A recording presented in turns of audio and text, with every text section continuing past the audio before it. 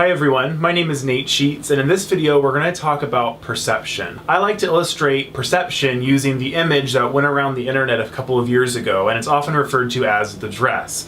What's going on with this image is that depending on who you ask, some people see a very dark blue and black dress, and other people see a white and gold dress. And the question is, how can different people interpret the same image in different colors? So what's going on with the dress is a visual perception issue, which I'll explain in a few minutes. But how does it relate to perception when we're talking about kids with FASD and other developmental disabilities? When we're talking about perception in this case, we're talking about how they're interpreting the world around them. This can include social interactions, the course of events, and other factors that, when they relay back to us, may seem a little bit off. So what's happening with a perception issue is the person that we're working with's brain is not interpreting a situation correctly. When they come and tell us about it, it can be really easy for us to interpret that as lying. So a lot of people with FASD are frequently accused of lying, but what's going on is they are relaying what their brain perceives to be the truth about an event. What's going on with the dress is that your brain is making an instant assumption about the kind of light that's shining on it and where that light is hitting it.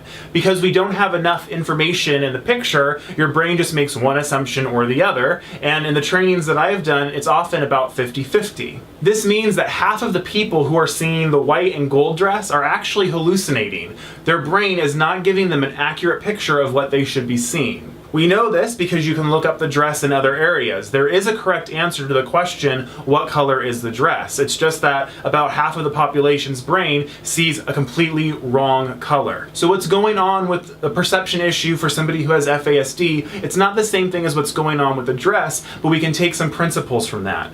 If I accuse those of you who see a white and gold dress as lying or trying to be different for attention, that would be an inaccurate interpretation of your behavior. And some people with FASD encounter these accusations every single day, because from the person who's hearing what they're saying, it makes absolutely no sense. And so we make the assumption that the person's intentionally lying. So what's going on when somebody with FASD is giving you information that's not true? Well, there's a couple of possibilities. This image shows us that on one end, it is entirely possible that the person is lying to us. But as we just talked about, sometimes what looks like lying is not really lying. So I try to save that interpretation of the behavior for last, because I want to assume the best about my client and explore any other cognitive supports that I can put in place. We also see that what could be going on is confabulation. Confabulation is when a person's brain is essentially filling in the blanks for them. And what they're telling you is impulsive, but if we were able to support them, they might be able to think through the situation a bit better. We're going to talk more about confabulation in a future video. And we see that what could be going on is what we just talked about, a difference in perception about what has happened.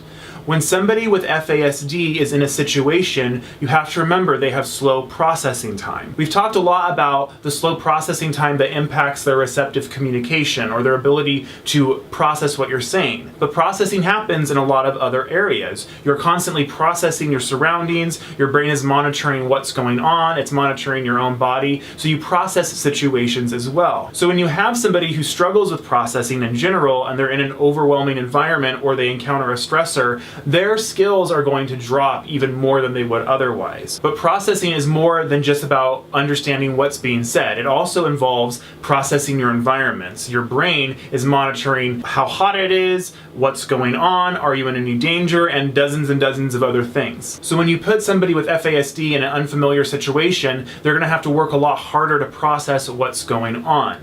And as we've learned in other videos, the more attention they have to put to just holding it together, the less they're going to have for other things like correctly interpreting what's going on. So something can happen, and then a couple of hours later, what they will tell you will be completely different than what everybody else who was there told you, but they're not lying. So my hope for this video is that for those of you who are working with people who seem to be lying to you, that you can take a step back and ask yourself, how many of these things could be perception differences, or maybe confabulation, or actual lies? And depending on your interpretation, that's going to guide the way that you choose to move forward. If this video was helpful to you, please subscribe to our channel on YouTube, and please, if you haven't already, like our Facebook page.